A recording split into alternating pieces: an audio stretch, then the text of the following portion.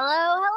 Hey, Happy what's going on, Tuesday, everybody? everyone. Yeah, to the handful of you that are tuning in right now, welcome Live. to the For Monday podcast. On a Tuesday. We're just better. mixing things up. You never know what's Keep going to it on happen your here on the For Monday podcast happening this week on Tuesday. And if you are watching live, make sure to hit that subscribe button so you don't miss anything. You're watching on YouTube. Make sure to do that. Got to stay in the know. And also make sure to leave us a review, because when you leave us a review, it actually helps other people find us. Yeah, wherever you listen to this as a podcast, Spotify, Apple, Google, wherever you listen to it, leave a review, 5-star review.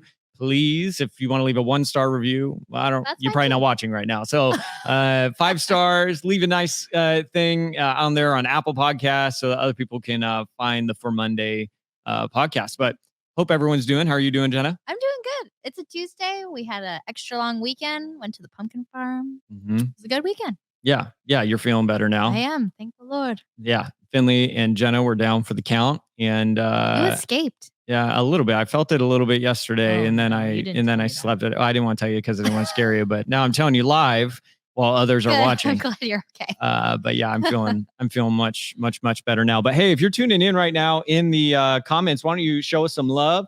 Oh, love it. I'm gonna just throw some comments up there. Giselle, I finally made it. That's awesome. So glad to hear it. And then Joshua, what's going on? What's up? What's going on, everybody? Man. And man, let's keep going. We got some love here, but seriously, love how this pod is like church plus ESPN having a baby. Wow, that's the coolest definition. I mean, that's awesome, Lucas. I appreciate that so much. Funny. I love that. And then we got Andy tuning in from Costa Rica.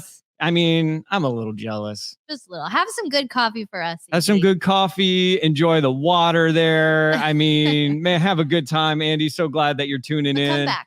That's so great. Well, hey, hopefully it's sounding okay. Last week we had some audio issues, but I think fingers crossed. I think we resolved it. I think I figured it out. So if not, if I didn't figure it out, my bad. But I think it's good. Let us know in the comments if you're hearing us clearly and everything is good to go. But hey, let's go ahead and jump in. Yeah. And I cannot believe it. Last week we dove into the podcast, and I think part of it was we had some audio issues, and I got a little frazzled, and we got just a little frazzled, right? Yeah. And we forgot probably the most important thing that we needed to talk about last week. A huge thing happened. We watched Hocus Pocus 2. Hocus Pocus 2. Come on, somebody. Oh, look.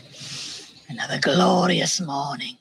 Yeah. Makes me sick. Oh, Makes me sick. Good. Number 2 came out. Any Hocus Pocus fans watching, go ahead and show some love in the comments. Let us know. Yeah. But you're a big Hocus Pocus. You're repping Hocus Pocus right now. I'm actually wearing a Hocus Pocus. What does it say? It says Hocus Pocus. Oh, it says, I smell children. That's kind of creepy. If you don't have the context of Hocus Pocus, the movie, oh my gosh, a shirt saying I smell children is a little weird. You should definitely watch Hocus Pocus. I will watch it with you. It is a movie from my childhood. I remember the day it came out, seeing the shadowy witch flying across the water in the opening shot when I was 7. I don't know if I should have watched it when I was 7, but I did, and I've loved it ever since. Your parents, but they let you watch Hocus Pocus. There were not a whole lot of boundaries on movies or anything like that. It was on Disney, so everything's fine on Disney. It can be witchcraft, but if it's Disney witchcraft, it's totally good. Okay, interesting. But you are a diehard Hocus Pocus fanatic, to say the least. Every year we have a Hocus Pocus party. Yep. We always watch the movie. Yep. It's sort of a part of our lives. One day we'll be a part of Finley's life. Oh, yes. And when they announced Hocus Pocus 2 is coming out, I mean, we immediately text our good friends we watch it with, Jordan, Nick, if you're watching. And we set a date on the calendar like a year and a half in advance. Ago. I mean, a long time ago, as soon as we found out. And we just watched it. Hocus Pocus 2 has premiered for those who are watching. This episode is not sponsored by Disney Plus, but you can watch it on Disney Plus.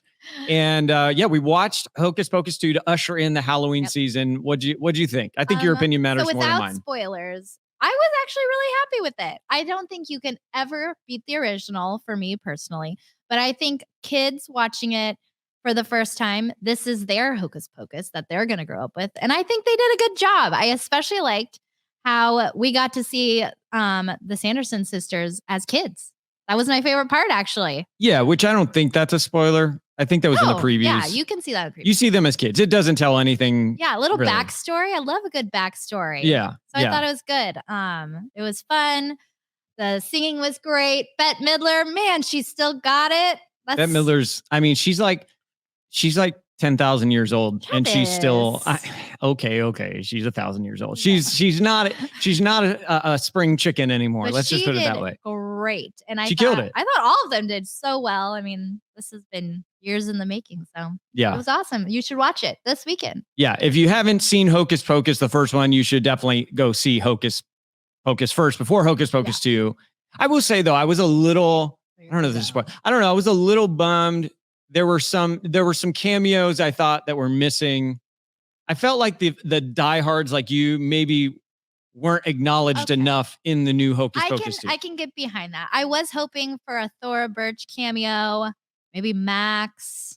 Max would have been good. But, maybe it just didn't work out with the actors. I mean, that was a long time ago they were in it. It was a long time ago, and I'm pretty sure the guy who played Max, or kid who played Max, now is like a weed dealer. Oh, so he's not acting. Well, he's not acting. I mean, I would have loved it, but you know what? It is what it is. I thought the new cast, the new girls I almost gave away something. Yeah, what are you doing? The Slow new down. Girls that are in the movie. I don't have a censor button. I thought they did a great job. So overall, really, really good. And I gotta just acknowledge something. Eric Velez has never seen Hocus Pocus. What is he doing with his life? How is he a friend? I don't know how he's our friend. I don't know how he has a girlfriend right now. Like we are gonna fix this, Eric. Don't worry. Eric, yes, you need to see Hocus Pocus. I'm actually questioning if you know Jesus right now. I feel like you say that every episode about something. Probably. And here's what Kurt said. I have a terrible feeling I'm going to have to watch it. Yes, Kurt, you have. Well, actually, I don't know if your kids should watch it right now, but yes, maybe Kurt. Maybe Campbell. Yeah. But Kurt, you should absolutely watch it. Emily and you should watch it, and you'll love it. It's a good time. It's good to see some fellow Hocus Pocus fans here on the podcast. But it's always interesting this time of year as pastors, right? Because as pastors, during the Halloween season, I don't know if your Instagram feed or Facebook feed looks a little bit like mine, but every year, I just saw one the other day, a really lengthy post by a pastor just saying like how despicable Halloween is and how we should just like abandon Halloween and protest Halloween. And he won't even open his door for his neighbors to give them candy during Halloween. No. I mean, to each their own. Yeah. And let me just say, this person probably loves Jesus and has really great intentions, but I don't know. Here's all I have to say to all my Halloween haters right now. Oh, come on. It's just a bunch of Hocus Pocus. It's just a bunch of Hocus Pocus. Come on, people. Give kids their candy. Give them their candy and eat some. You need some candy. I think if you won't open the door for a child to give them some candy, you need some candy. You need a Reese's peanut butter cup. Oh, that's your favorite? Yes. Yes. A Reese's peanut. I just had a moment right there. I actually just my mouth filled with saliva. It's Reese's peanut. What's your favorite candy? Let us know in the comments. Which one do you just give yourself permission to gorge every Halloween season? Let us know in the comments. And let us know. So, Jena, I got to talk about something that's not Halloween related. I already know. I'm concerned. I know. I'm concerned. It's been a heavy week on my heart. I guess I just got to say it. I'm a little worried for the Warriors. I mean, not as worried as you should be for the Suns, but I'm a little worried for the Warriors because, man, did you see the news? I did, and I watched the video. I mean, for those who don't know, have no idea because you have a life and don't keep up on Warriors news. This past week, Draymond Green, are one of the top 3 players of the Warriors. I mean, he is a pillar to the franchise. I mean, honestly, one of my favorite players. You have his bobblehead on your desk. I have his bobblehead on my desk. I love Draymond Green, but Draymond Green let me down this week. He let me down because Draymond Green, for those who don't know, Draymond Green straight up punched his teammate, Jordan Poole, in the face. And it started out as rumors like that this happened. And it's super unfortunate, but then all of a sudden TMZ, because TMZ did what TMZ does, and that is TMZ somehow got the footage. It leaked. Some little punk in the Warriors organization leaked the footage, which is not good for Draymond, not good for the situation. And man, that punch, it was like Rocky Balboa in Rocky IV against the Russian. I haven't seen that, but it was a good. Oh, well, it was, for those who've seen Rocky IV, you know what I'm talking about. Like that last punch when he laid out I can't remember the Russian guy's name in Rocky IV. Man, that was Draymond Green. It was really laying hard out to Jordan watch. Poole. It was really, really hard to watch. I'm not a Warriors fan. I love watching them, obviously, because we watch them in our house. But that was really hard to watch. It was really disappointing, actually. It was, and I'm worried for the season now because you need unity. You have so much talent and skill on that team, but like the Warriors have shown, unity is greater than talent at the end of the day. I mean, you need talent. You need enough talent, but like you could have all the talent in the world, and if you're not unified, you're not getting the chip, right? There's a good leadership lesson right there, right? For the church too, right there. I mean, unity's huge. Unity is greater than perfection, I guess. But I don't know. I was thinking about this week, and some of you are like, okay, why are we talking about Draymond Green punching Jordan Poole? And I guess I was just thinking about there's a lot of leadership lessons sort of baked into this whole Draymond Green, Jordan Poole fiasco. Oh. Right? Like I think there's some leadership principles that we could grab a hold of and glean some wisdom. All right. From the right Give hook it to me. of Draymond Green. Give All right. me the wisdom. So here's the first bit of wisdom, and this should be obvious. Don't punch your coworker in the face. We work together. So Don't punch your coworker in the face. Somebody, can I get an amen in that chat box? Like, we should not, you just don't. I know you might want to punch your coworker in the face. They might deserve to be punched in the face, but here's a good leadership lesson from Draymond Green. Do not punch your coworker in the face. All right, Draymond Green, do you hear me? If you're watching this, I know probably the entire Warriors organization is going to be tuning in. So Draymond Green, I need to know. I need to know you hear me. Do not punch your teammates in the face. Dost thou comprehend? Do you comprehend, Draymond Green? Come on. Do not. That's the first thing. That's obvious. Okay. But the second thing, and I think this is really true for Draymond Green, but it's also true for any leader. And that is that part of the leadership mandate, part of that, I would say the responsibility of every leader who leads organizations, who leads teams, who has a fire burning in their belly and a vision in their heart. Like every leader has to steward their passion.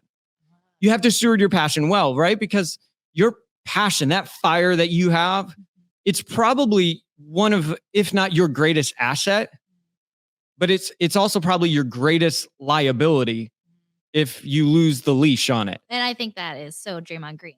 We love watching him play because of that fire. Yeah. Oh man, when he gets it going and you can feel it. Yeah. It is so fun to watch. His fire can build up, but man, it can destroy so quickly. And I think that's a good, if you're leading teams, if you are wanting to grow in your leadership, it's understanding that stewarding your passion is a part of like your leadership responsibility.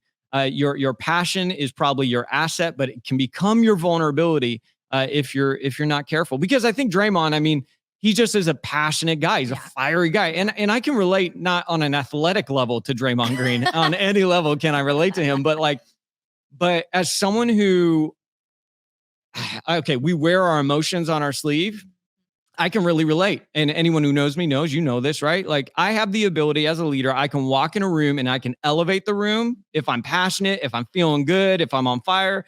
But if I'm like in a bad mood, or if I'm grumpy, or if I'm discouraged, or if I'm angry about something, like one of the things I've got to be really careful of is that I can actually bring the entire room down without even saying a word. Yeah. Like people can feel that fire, and it's either good fire or bad fire. And at the end of the day, it wasn't Jordan Poole's fault that Draymond punched him in the face. Draymond, and he's taken ownership, but and for us as leaders, it's no one else's responsibility to steward my fire. Yeah. Yeah. That's good. It's like my responsibility. So I think that's a good leadership lesson, for some of us, but also I think when you fail, which you will, you got to own it. Yeah. Quickly. You got to own it. Better. Yeah. And I think that they did this well. I think the Warriors did this well. I think they owned it quickly. And it's not just quickly, but clearly. Right. Because I see this sometimes with people that own it quickly, but not clearly. Oh, yeah. So like, yeah, something happened, but we're not really going to tell you what happened. And so then everyone is wondering what happened and drawing their own conclusions, which it's always weird to me when people are mysterious in explaining when something went down, as if people won't gravitate towards the most negative outcome. Yeah. Like negativity, we're drawn to it. Unfortunately. We're in a bad news world, right? Yeah. So we get drawn to it like a moth to a flame. Reality So TV. when we're not clear about when we fail or when we don't hit the mark, we're leaving all this room for speculation, and speculation typically drifts negative. Yeah. So I think this is a good organizational leadership lesson, but also a personal one. When you fail, which you will, own it quickly and clearly. Yeah, that's good. I've been saying this a lot lately. I think clarity is kind.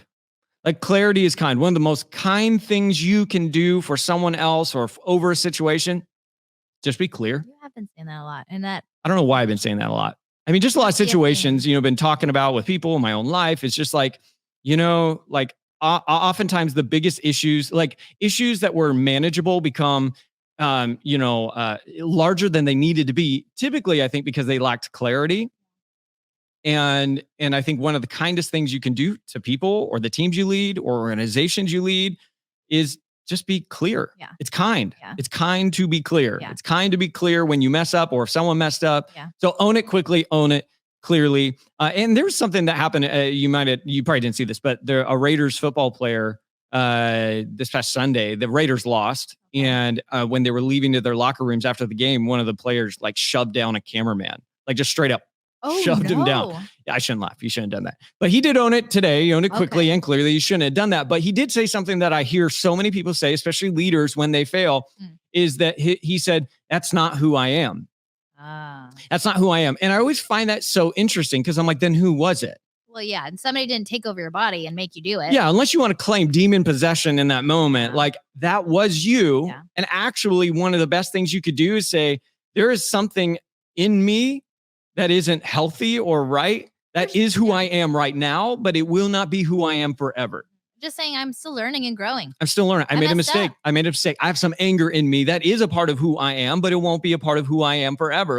And I think Draymond did that well, actually. He said, I failed as a man. I failed as a player. And he said he's going to work on himself. And I think that's part of owning it quickly and clearly is you also just take the blame. Yeah. Take the blame. Yeah. Even if you're not sure if it's entirely your fault or if it wasn't entirely your fault, I think leaders take the blame. Yeah. Leaders are quick to take the blame and even quicker to pass the credit. Ooh, yeah, that's good. Leaders are quick. It's my fault.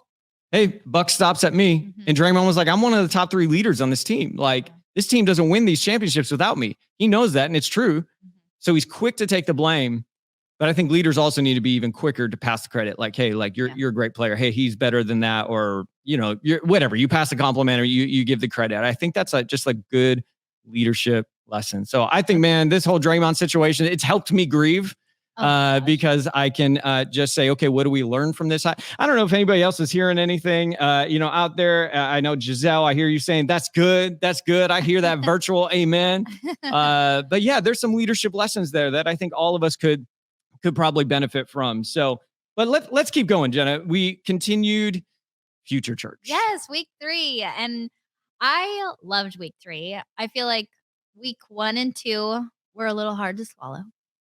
Yeah. I mean, I think A little hard to sit through. I got a little squirrely. Yeah. Week 1, we talked about the problems that the Future Church needs to be paying attention, the trends that are happening right now that are troubling. And then the projections. The second week was projections. The internet's going here, Web3, metaverse, and are we going to show up? Are we going to be left behind? I mean, chances are that there were a lot of people feeling a little, as you said, squirrely. I think heavy. That's the second week in a row you've used the word it's squirrely. It's a good word. I like that word. Everyone just try and use that, integrate that into your week. I'm feeling squirrely. Wow. I'm feeling squirrely right now. I guess that word can be used in a lot of different ways, but chances are that some of you maybe felt a little bit like this over the last couple of weeks. This is the end. No. I feel it. Okay. We are doomed. Oh, God.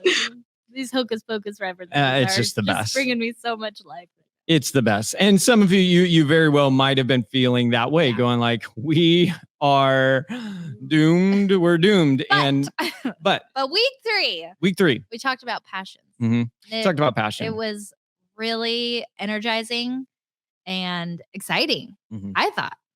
I mean, I'm biased. I wrote the message, so I feel pretty excited about it as well. And it's we're talking about passion. It's weird if we talk about passion and we're passionate. It pumped me up. I was like, ooh, that's good to hear. Let's go. Yeah, it's good to hear. Because sometimes I get off stage on Sundays and I have no idea, and you're like, did anybody hear that? And so I did. And I was like, let's go. Let's do this. That's good. That's good. Well, here's a quick clip from Sunday that we want to show you and kind of sums up the heartbeat question of our Sunday teaching. There's this passage in a book called Ecclesiastes where Solomon, he says it's more important to attend funerals than weddings. And it's not because he's just like a buzzkill and hates parties or weddings. That's not his deal. What he's saying is that it's so important that we remember the brevity of life, that we remember we only have a short amount of time here on this earth. And so he reminds us that it's up to us now to decide what we will do with our time. What about your life?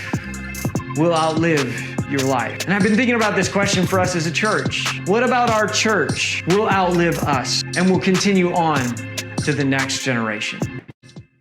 It's such a good segue, tying in future church. What about us will outlive us? Yeah, it's a big question. I mean, it's a legacy question. And it's a question that if you really take that question seriously, what about my life will outlive my life? Like, I think when I think about that question, I realize there's a lot of my life, like priorities that aren't as important as I thought. And I think it's also such a big question that you can't answer it quickly. You probably shouldn't answer it quickly. You need to take time and think about that. Yeah, think about that. What about your life will outlive your life? But can you imagine if every day, or maybe not every day, maybe that's overwhelming, but like imagine if like once a year, twice a year, you revisited that question. Like, what am I currently doing regularly that will echo beyond my life? Yeah. It kind of reminds me of the book you just read by Donald Miller that I haven't read yet, but I need to. Oh, really? Hero on a Journey, something. It's his latest book. Yeah. It's a really good book. But yeah, it made me think that. But also, well, going on the message from Sunday, I know for me, the story of Elijah and Elisha is what stood out the most to me. Mm-hmm. In 1 Kings 19 and 2 Kings 2, if you want to look it up, it's actually a really amazing story that it was good just to get a refresh on. So we talked about this moment in Elisha's life. He is out plowing the field with his oxen. And then this guy, Elijah, which is confusing, comes up and he... Unnecessarily confusing. This guy, Elijah, comes up and he throws his cloak over him and walks away, which I think is very confusing for us. But Elisha knew the significance of this moment. He knew that Elijah was one of the last prophets, and he came, and by throwing over his cloak over him, he was kind of declaring, I'm passing the mantle to you. Yeah. Be my student, follow me. Now you will have the authority, which is huge because Elisha's just plowing a field and this moment happens. And yeah, he's not like saying, hey, buddy, you look cold. Here's my jacket. Right. Like I think sometimes we read that and we're like, oh, Elijah, that was nice. To us, that sounds weird. Gave him his jacket. But to him, it's an amazing, significant moment in his life where everything's about to change. Something he wasn't expecting because he's out plowing a field. So obviously he wasn't expecting it. And we're told Elisha says goodbye to his family, and then he does everything he can to prevent himself from returning to what he knows and is doing right now, which is a whole other story. But it's this powerful He kills his story. oxen, he burns his plows. Yeah. It's kind of him saying, hey, there is no plan B. Which is... It's only plan A. So I think that's the part of the story where I'm like, oh my gosh, this is so amazing. And it's easy to get pumped up and we asked a lot of these questions on Sunday. Will I be a pioneer? Will I create the future? Will I step into the unknown? And when you hear the story of Elijah passing on the mantle to Elisha, I think it's so easy to get pumped up and be like, yeah, let's do it. Mm-hmm. I will step into the unknown. And I think that's true for some people. But I also think that some people may find the story maybe discouraging and being like, what happens if I don't feel like I'm having a cloak throwing moment in my life where I don't feel like there is an unknown for me to step into? I don't feel like there's this calling on my life. And I immediately thought of that because I've had a few people ask me lately, like, what do I do if I'm not feeling it? If I don't feel that? And I mean, if that's you and you don't really relate to this moment because you don't have this significant calling moment like Elijah has, I would just like encourage you to, first of all, God has called you. If you are following Jesus, you have a calling on your life, and he has called us all to go and love people and make disciples. Yeah. That is your calling. And that is a significant moment for somebody who's following Jesus. But I'd also encourage you to be faithful. going back to this story of Elisha, he was in the fields. He was doing what he knew. He was using what he had. This was the life he knew, and he was being faithful in it. He was plowing the fields again. He knew what was in his hands, and he was being faithful with it. And I would just encourage people, what's in your hands? Mhm. What is in your hands that you can be faithful right now? Maybe it's a cubicle. Mhm. Maybe it's a cool collaborative work desk. Maybe it's a Slack channel. Mhm. But what is in your life right now that you can be faithful with? Because I think just like Elisha, he was plowing and being faithful. And that is just as important as what was about to happen to him. Yeah, I mean, I think that's kind of interesting, right? Because I think it is easy to hear these stories of Elisha and David killing Goliath and Paul planting churches. And it's easy. I mean, I don't know, if you haven't really felt insecure in that moment, I mean, kudos to you. You must have like next level confidence. But like, I have felt that in moments being like, I'm not Paul. I'm not David. I'm not Elisha. I'm not Esther. I'm not like these leaders that went on to do just what looks like just amazing things that it can feel. I guess I hear what you're saying. You can hear this message of Elisha and somebody be like, yeah, but like, I don't feel the weight of that sort of mantle on my life. Right. So what do I do with that? Am I just like excluded from the great things that God is doing in the world? And I think that's such an important conversation. I'm glad you brought that up because, right, like I think a lot of times we compare ourselves to these men and women in the scriptures that, you hear about in sermons all the time in churches.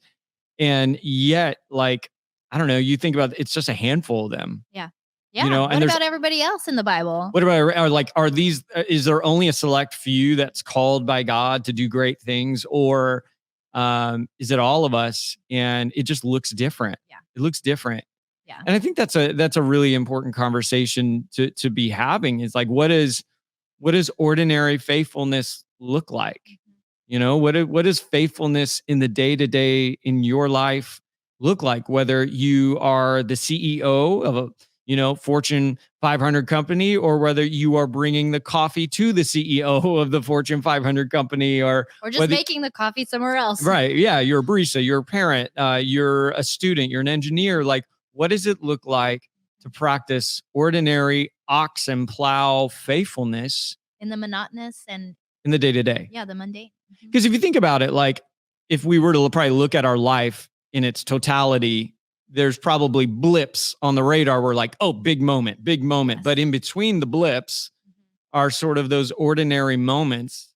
And so the question is like, do you just wait for the moment? Just sit on your hands, be like, all right, I guess when it's here, I'll be ready. Or do you sort of see the everyday as opportunities to be faithful as well? Yeah.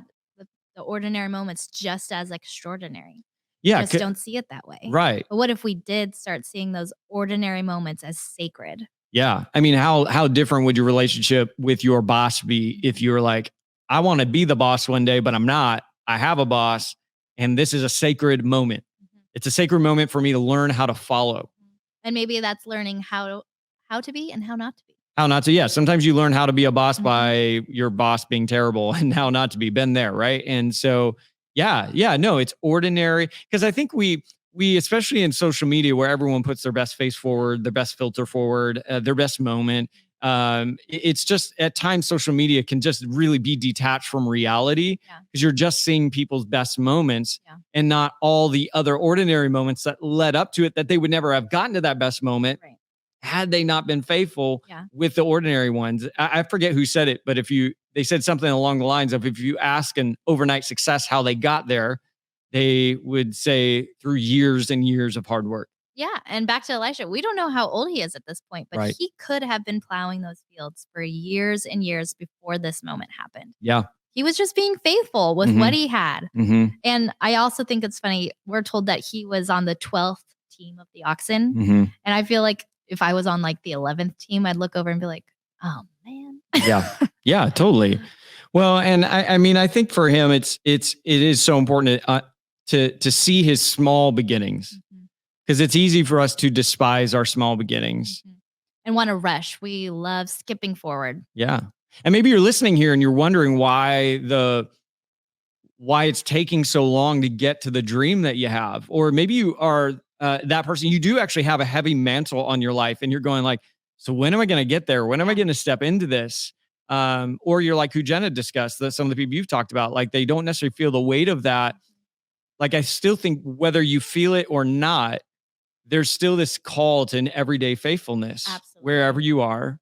Because God needs you where you are right now.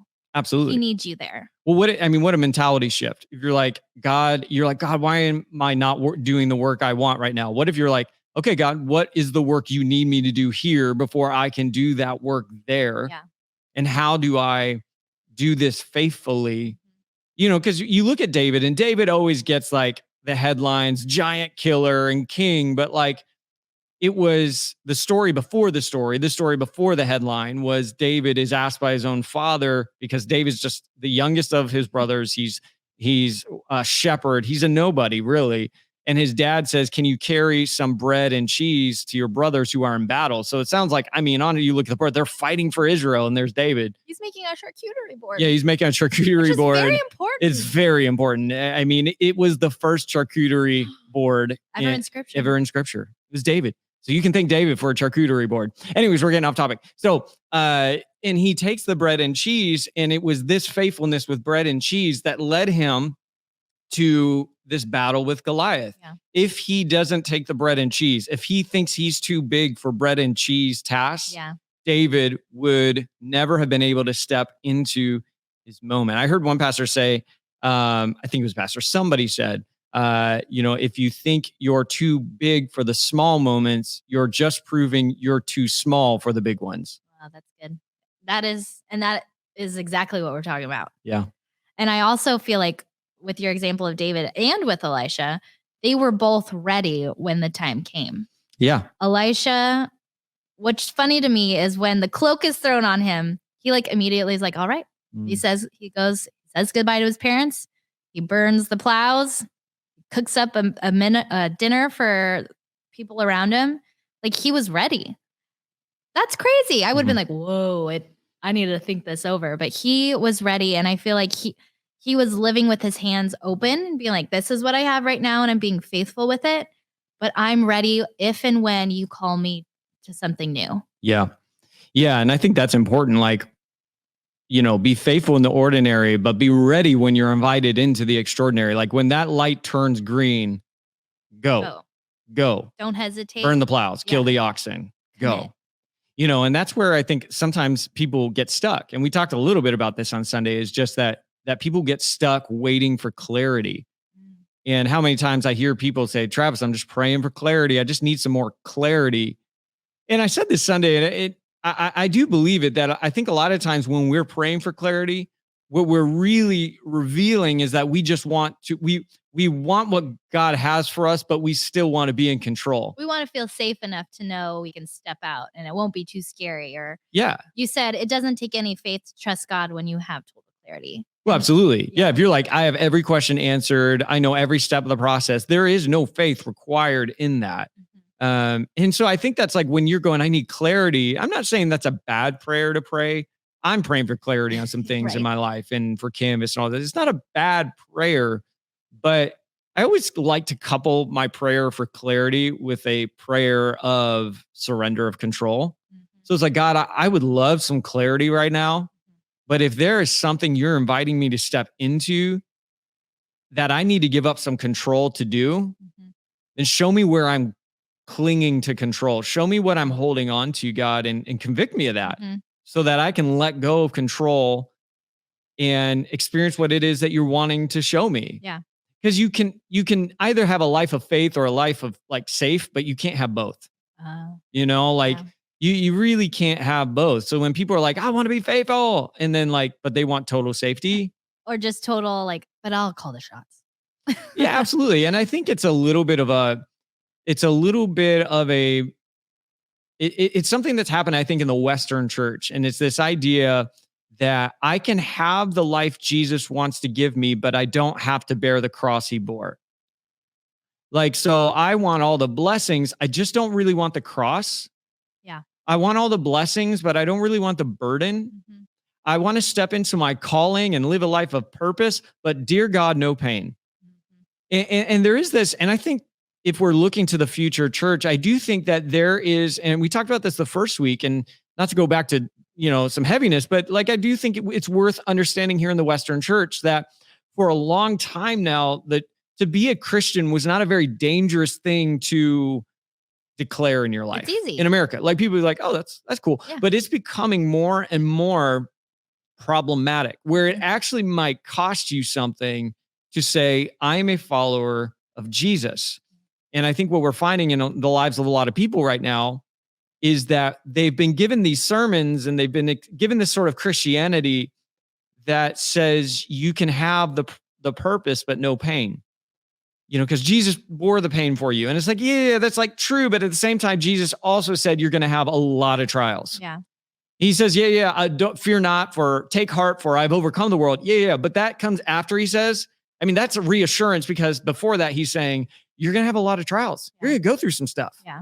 And not only that, but sacrifice. Mhm. Sacrifice is hard sometimes. And a lot of times all the time. we absolutely have to sacrifice in order to step into something new or something that God has for us. Absolutely. Absolutely. So I think there's that aspect of, hey, be faithful in the ordinary, be ready in the extraordinary when those blips show up, when those moments, and you're like, is this a moment? Like, jump in and see. Yeah. Like, that's kind of my advice to people who are like, I think God might be doing something. I would advise you, all right, go and see. Yeah. I would rather you do that than do nothing. Because if you are pursuing God, you are spending time with him, you're seeking after him. If you feel a nudge, but you don't know all the answers, trust the process. Yeah. Trust your relationship. Trust that God's got you no matter what. Mhm. Do it. Mhm. Go for it. Because you are doing, everything you should be doing. You're spending time with him. You're seeking him. If you feel a nudge, go. Yeah, I think I don't know, maybe I'll be wrong. I'll think about this. I'm thinking about this in real time. I think you have far more to lose. You are more likely to lose living a life that is safe than you do if you live a life of courage and conviction and live a life just diving into what you think God is doing in your life, because you might miss it from time. I've missed it. There's been moments I prayed, I'm like, God's going to do that. And then God doesn't do it. And I feel like a fool. But I've realized though, that still is the better way. I would rather live a life of courageous faith where maybe I miss it every now and again because I'm human and I sometimes misunderstand, oftentimes the voice of God in my life. But I'd rather do that because God's grace is so good and it's so big that if I miss it, it's still got me. Yeah. You know what I'm saying? Like, Yeah. it's still got me. I'm thinking right now about like when I was a little kid going to the ocean and I wanted to like jump over the waves, and I really couldn't, but my dad would hold me up and lift me above the waves. I kind of think it's like, I think like a life of faith is like you getting in the water as a kid and you're like, I'm going to jump these waves. And some waves might take you out. They might've been not the wave Too to big jump for you. but like your dad is there grabbing you and lifting you every step of the way. Where you'll never jump over waves though, is if you stay on the shore. Yeah. You just won't. Well, and what kind of life is that if you just live a life of wondering what would have happened? Yeah. And Yeah. a life of regret. Ugh. Yeah, absolutely. I just saw this thought. I want to share it on the screen because I'm loving all the conversation happening in the comments. Giselle, you said, in my opinion, the more blessed your life is, the heavier the cross gets. Come on, somebody. You only know that to be true when you follow Jesus long enough though, right? Like you experience this blessing, but there's a burden to blessing. Absolutely. There's a burden to blessing. So it's like when people are like, I want to be in the center of God's will. I'm like, do you? Be careful. Do you? Like some people. Scary prayer. Yeah, I know. Like your grandma has it crocheted on her pillow. The safest place is in the center of God's will. But just because Grandma so and so said that doesn't mean it's true. Because Jesus never said that. If anything, if you want to just look at the disciples as a case study of what happens when you're in the center of God's will, the center of God's will is dangerous. It's hard. It's messy. And yet the conundrum is it's also it is the best place. Yeah. It is like, it's not that the pillow is totally wrong. It's just not totally telling the whole story, right? Like, is it the safest place? Yes, because God's always got you. Yeah. Like God's always got you. But like, is it the easiest? Safe and easy doesn't always mean the same thing. Yeah. right? Like I'm Absolutely. safe in the love of God, but to follow where the love of God leads me is not always easy. No. And I think that really ties into us Christians here and now. Yeah. It's not going to be easy at times. No. In the world we live in right now. No. It's not going to be easy to build the future church. No. Because if we're looking purely on numbers and trajectories and trends and data and all that, like we are headed towards a future where Christianity is not the accepted cultural norm. And not only that, but I feel like to be a Christian in San Francisco and other places in our country means very different things. Oh, yeah. Yeah. I mean, a large part of this podcast is aimed towards those who are following Jesus in the city, like San Francisco. And there is just something different. San Francisco, it tends to start the trends in a lot of ways. So the way we talk about, sexual identity and everything that's happening now, like that happened in the 60s here in San Francisco. Right. So San Francisco tends to be the epicenter of cultural change in a lot of ways. And so what we're seeing here is like San Francisco is very much post-Christian. And you might be in Alabama right now where everyone showed up for church again this past Sunday. But just because like that's where you are now does not mean, in fact, the trends suggest it won't be where we are by 2032 and beyond. And so again, like, this is the end. No. I know. I feel it. Okay. We are doomed. No, we're not doomed. We're not doomed. All right. Doomed. We're not doomed. It's all good. But it is something worth remembering that I just think it's worth remembering to step into the future, to step into the calling that God is inviting his church into. Sorry, Riggins is starting to bark a little bit. It's going to cost us something, and it's not going to be easy. And I know that sounds like bad news, but I actually think it's good news because you don't get growth without loss. Right. You don't get growth. Like Elisha, let's go back to that story. Elisha could not step into this calling in his life until he lost Elijah. Yeah. Elijah had to go, and then he was able to step. And I think there's this idea in Western culture that I can grow with no loss. Yeah. But I know that everyone knows that actually isn't true, because if you've ever tried to lose weight, you know it's not true. Yeah. You cannot say, hey, I want to lose weight. I don't want to lose pizza. I want to lose weight. I don't want to lose carbs or Pop-Tarts. Jesse, thinking of you if you're watching right now. Like where there is growth, there's going to be loss. Yeah. There's going to be loss. But, even Jesus, he says, like, I'm the vine, you're the branches, and the Father prunes you. Mm-hmm. What does that mean? It means he's cutting things away. Yeah. Why? To make room for new fruit. Yeah. Growth. New growth. So, we go into the future and it's easy for us to be like, we're losing so much. But imagine what could be because of what we're losing. Exactly. Jenna's like throwing things on the table. I'm excited. Yeah. Burn the plows. But yeah, no, absolutely. To burn the plows. That's, he lost that. And he had to say goodbye to his family. Everything. There was a lot. Everything. And so I think for those of us, and this again goes back to this is not just an Elisha thing. This is an every person thing. Like if you want to grow, you're going to lose some stuff. Yeah. And that kind of comes back to something you said on Sunday that I wrote down with stars. Are you praying for clarity, like what we talked about, when you should be praying for courage? Yep. And maybe, I wonder what would happen in your life if you just made that your prayer, right? God, just make me courageous. Mm-hmm. Give me a courageous heart. And you just kind of said, I'm going to put clarity to the side. I'm going to worry about that right now. And I'm just not even going to pray for clarity. Yeah. God, you're in control of clarity. Mm-hmm. If I needed to know something, you would tell me. Yeah. So give me courage.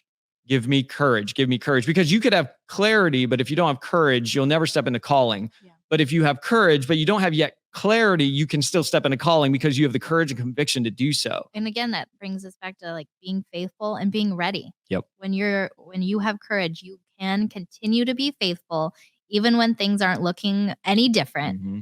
And you can also be ready. Mm-hmm.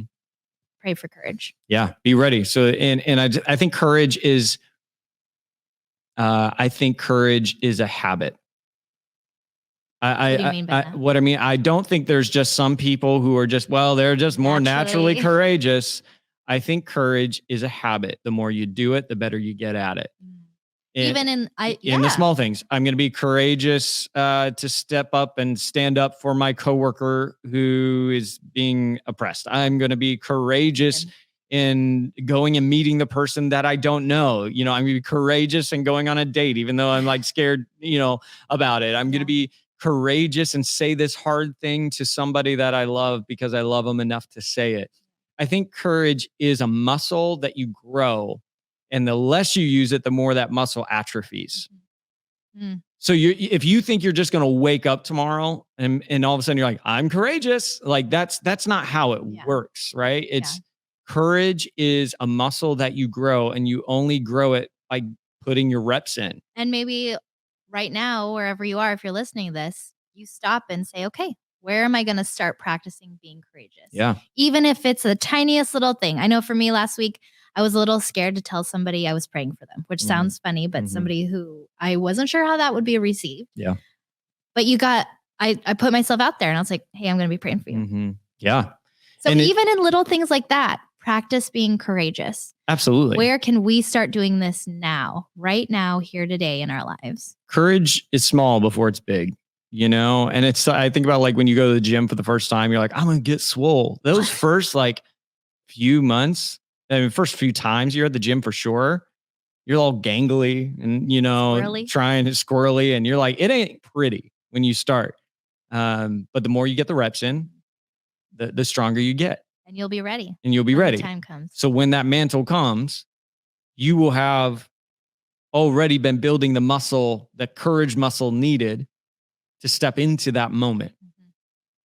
And so I guess to those, this is so good. I just think like, if you're here, pray for courage, but also practice it. Yeah. So maybe what does it look like every day? Hey, what is one way I can be courageous today? If every day's too much, one time a week, what was my courageous moment this week? And if you do that, there's 52 weeks in the year. Yeah. 52 weeks over 52 times. You're putting 52 reps in. That's huge. On courage. You will be more courageous at the end of the year if you have a courageous moment once a week. If you do that once a day, and it could be small, it could be something that others would be like, that's not courageous, but it was for you. Yeah. Like that's over 300 times. Why am I having trouble figuring out how long the year is? 365. Because COVID made the year seem longer. 365 reps of courage. Courage is not something you wait for. It's something you work for. Yeah. Whoo, come on, somebody. You got to work for it. You're not going to be born with it. Yeah. You're not predisposed with it. You got what you need to be courageous, but you've actually got to use that muscle. Come on, if you're hearing me, let me say something in the chat. Let us know that you're there. Man, I love just seeing these comments. Let's go ahead and look at one real quick. I got Lucas right here. He says, I think it was Evan Almighty, where Morgan Freeman, as God says, when somebody prays for courage, does God give them courage or does he give them opportunities to be courageous? That applies perfectly. Straight fire coming from and if you miss those opportunities. Bruce Almighty, Evan Almighty. Yeah, Evan it's number 2. Oh, Evan Almighty. Yeah. Come on. Right? Morgan Freeman dropping the bombs on us. Oh man, I love his voice. So good. That's a really great quote, Lucas. And in such a, really, what am I trying to say? It really does sum up what we're talking about here. Absolutely. Look for those opportunities. Yeah. Don't wait for it. So maybe that's for Monday. We on Sunday or for Tuesday, Sunday we talked about this prayer. God will go wherever you go, I'll go there. Where you go, I'll go. Where you go, I'll go. But maybe this is another prayer. Another part of it is, God praying for courage, but also practicing courage. Yeah. What is one way you can be courageous this week? Don't overthink it. Yeah. Don't overcomplicate it. What is one way you can practice courage this week? And maybe just make it a goal every week, every Sunday night. You do a review of the past week, and you have at least one moment of courage. Yeah. And that's something we all can do. I would also add, I feel like I add this on every week, but I think it's so important, is tell somebody about it. Get somebody around you. Yeah. Talk to them about it. Don't let this stay inside of you or end here or end on your notepad. Yeah. Who are you going to talk to about this? And that takes courage too. Yep. There's an act of courage right there. Maybe that's an act of courage, is just get one person around you that can walk with you, and you actually ask them to. Yeah. Like you can't expect someone just to walk with you if they don't know they haven't gotten an invite, right? So that's that's great. So for Monday, God, I'll go where you are going. Give me the courage to get there, and then be on the lookout for courage in the day to day. So for those that are like, man, I'm not Elisha, I'm not David, I'm not, and you feel overwhelmed, or you feel like this isn't a talk for you, you couldn't be more wrong. Right. Because like Jena said, you are called by God, and you have everything you need for the moment God has placed you in, but it's going to take some courage, and courage is practiced. Courage is a muscle that you grow. So let's be courageous, because the future church, I think, will be led by the courageous. Yeah. It won't be the settlers. It won't be those who are safe. It won't be those who are trying to go back to what was. It'll be those who have the courage to pursue what has never been. What's next? Yeah. And what's next. But that's going to take a whole lot of courage. And again, how exciting is that? It's awesome. Week 3, Future Church, man. I hope it pumped all of you up like it did me. Yeah, I'm so excited. And I'm even more excited because this next Sunday is our 9-year birthday. Canvas turns 9 years. Wow, that's wild. 9 years. 9 years ago, you and I were standing in front of Presidio Theater, and we had 23 other amazing people, Parent Church in the East Bay, New Life Church. Shout out to you. We weren't alone by any means, but we were. It was taking a lot of courage because we weren't sure. We were not clear on what the future held. But 9 years later, we're here. We're still here. Thank God. Yep. And not just like hanging on, but like we feel like God is doing something really beautiful in our church. Something new and exciting. Something new and exciting. I was praying this morning. I'm like, God, let the next 9 be better than the first. Yeah. You know, let the next, and not just for vanity or comfort, right? Like, let it be more impactful, more transformative. God, let us be on the front lines of the new thing that God is doing. Right. So I hope that in 9 years from now, we're going to be looking back going like, my God, what have we gotten to be, what have we got to be a part of? What is amazing. And so to everyone who's been a part of Canvas, I just got to say it, from day 1 to year 9, you know who you are. We love you. We value you. We appreciate you. And we're celebrating alongside you. This isn't a party for Jena and I. It's a party for us as a church, over what God has done, but also in anticipation for what God is going to do. And so this Sunday we have some surprises. It's gonna be good. If you're in the city or even the Bay Area, come on through. Come and celebrate with us. 2 Marina Boulevard, 10:30. And I'm going to be sharing just some updates about some things that we are praying and going to be courageously pursuing as a church together. And so if you call Canvas your church home, I cannot say it enough. Be here this Sunday, celebrate with us. This is your church, not just mine and Jena's church. It's our church together. And let's dream about the future, and let's really set the tone for the future with unity and passion and prayer and celebration. Celebration. It's going to be so good. It's going to be so good. I can't wait. And then next year's going to be.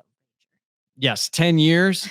Come on. We're going to have like 10-year tattoos. They can't even handle it. Let's not even talk about it. I don't know. Let us know what we should do for a 10-year celebration. Give us some ideas in the comments. We need a whole year to get ready for the 10-year. It's going to be absolutely I see my awesome. mom. She's tuning in. All right. We got to shout out Jena's mom. I can do all things through Christ who strengthens me. That's right, Mom. Amen, amen, amen. Come on, man. We live that mom dropping the bomb. Oh, come on. I'm now just dropping rhymes. Prodigal's coming out. I'm feeling good. This coffee's kicking in. Hey, this has been fun. I think this was honestly probably our best conversation yet on the For Monday podcast. I think it was so good.